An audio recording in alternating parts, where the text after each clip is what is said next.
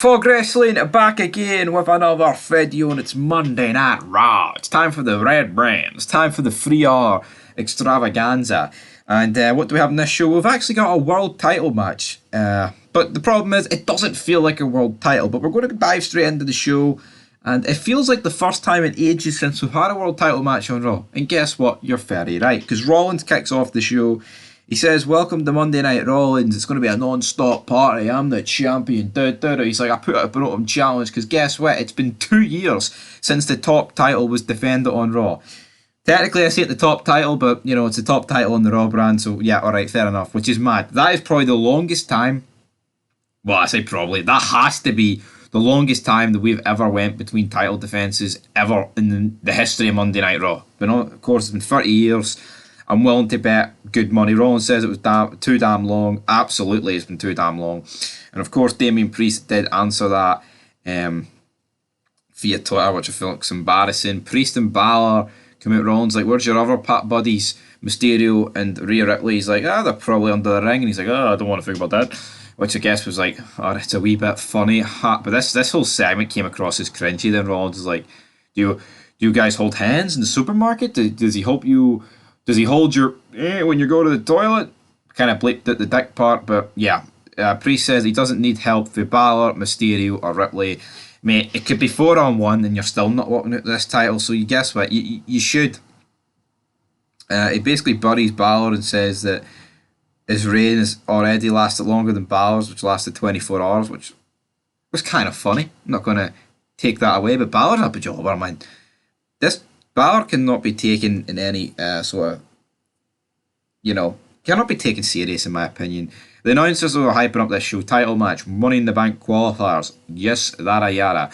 And we did have Becky Lynch against Sonya Deville, of course, Chelsea Green out there. I mean, they kind of make you half think that Becky Lynch is going to lose this. But it's weird. It's like you've got such a feud between Becky Lynch and Zoe Starks, and I say such a feud as if it was great, but you've got a feud here that's shite between like those three.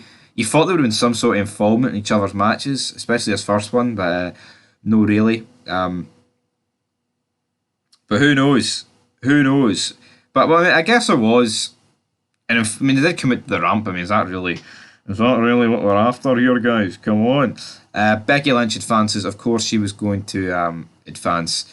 So yeah, it's her and Selena Vega as the only two confirmed people. Then we've got Kevin Owens and Sami Zayn backstage. Just the same cringy garbage that we get every week with these absolute tools, man. It is. Sami Zayn's not the biggest tool, but to let you in a wee secret, Kevin Owens absolutely is. So then we have a match up next with Kevin Owens taking on Gunther, which was. I don't really rate Gunther, to be honest. I think he's a big overrated bastard, but Gunther rolls up Owens eventually in the win. In the end, he did have involvement for like Kaiser, etc., which I thought was funny. But Miz TV is going to be happening later, and we are going to have Cody Rhodes on. And I tell you what, it was probably the best segment of the night. And when Miz TV is the best segment of the night, that is when you know you've got a problem. Matt Riddle's backstage and says he's tired of seeing Gunther cheat every week. And he says he wouldn't be champion if it weren't for Ludwig Kaiser, Giovanni Vinci. But Kaiser and Riddle have a big problem, and Riddle actually locks Vinci in an ankle lock. So yeah, Riddle basically just buries these two 2-on-1, which I thought was quite interesting. Just kind of sums up how shite these two really are. Up next, we've got Ronda Rousey and everybody's favourite wrestler, Shayna Baszler. And we've seen how they win the titles here. They have an interview with Byron Saxton. I mean, who really cares? These two on the mic, I don't know. I don't know what's happened to Ronda Rousey. She was never good, but I feel like now she's just, these nuts, what the fuck? What are we doing here? Honestly, but they said they're going to rip tendons and ligaments apart because we like the sound of that. And that's going to ruin any bravery. Then we have these two taking on the two from NXT. We've got Takana Chance and Karen Carter. Of course, those two aren't going to win, but they looked strong enough in defeat. But the problem is, I do not care about these two women for NXT. I honestly, I could not care in the slightest. I just do not. And Ricochet's backstage. Bronson Reed then approaches him, says, "Someone must like you, Ricochet, because you've got a spot in the Money in the Bank match, even though I dominated you 2 weeks ago." And then Ricochet, the most blandest fucking answer of all time, turns around and says, "Aye, I do have a spot because you lost your qualifier." Oh, whoop they do. Whoop they fucking do. And then Nakamura shows up and says, "Reed was looking pretty and good in that match, but I beat him." So yeah, Nakamura calls Ricochet to prove it in the ring. So it looks like we're getting Ricochet against Nakamura in a match. Next, we get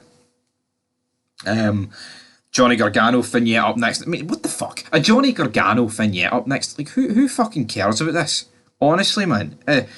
Like, all about his journey for NXT to Raw. He's been on the main roster now for like a year. He's done fucking nothing. Like, why are we trying to still hype this guy up, man? Honestly, what are we doing?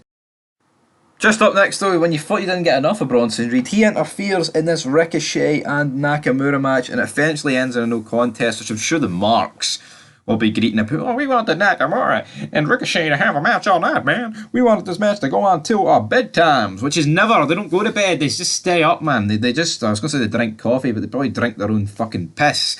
And then they watch New Japan Pro Wrestling at 5 a.m. in the morning. Oh, hell yeah. I'm not a fan of this match personally, but, you know, like, I don't know. I feel like, not Ricochet, Nakamura, Ricochet sucks, but Nakamura, right?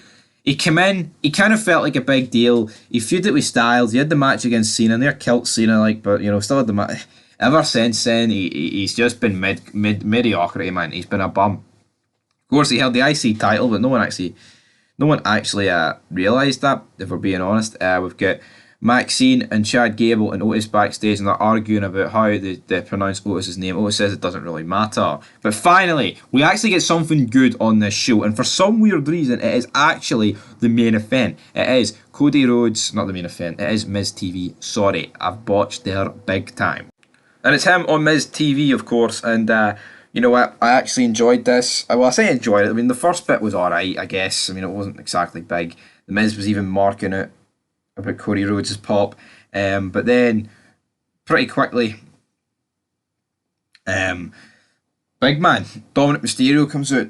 Dun, dun, dun, dun, and you know what? Dominic Mysterio is an absolute heat magnet. You know what? You've got to take advantage of things like this, man. You have. This guy should be pushed to the moon because he's fucking hated. No matter what arena you go to, he's booed out the building. And I actually enjoyed this. And Cody says, you respect you, kid, for your 15 minutes in prison, and somehow you ended up with a worse prison tattoo than me. I like that. I like that. Dominic just buries him, says that, "How can you be here instead of looking after your daughter? You're just like my deadbeat dad, Ray." And he's like, "You're just a little birdie with a broken wing." And you know what? I like this. And then he says to Dominic, it's like, "Your match wasn't really a match against your dad. It was more of a public spanking."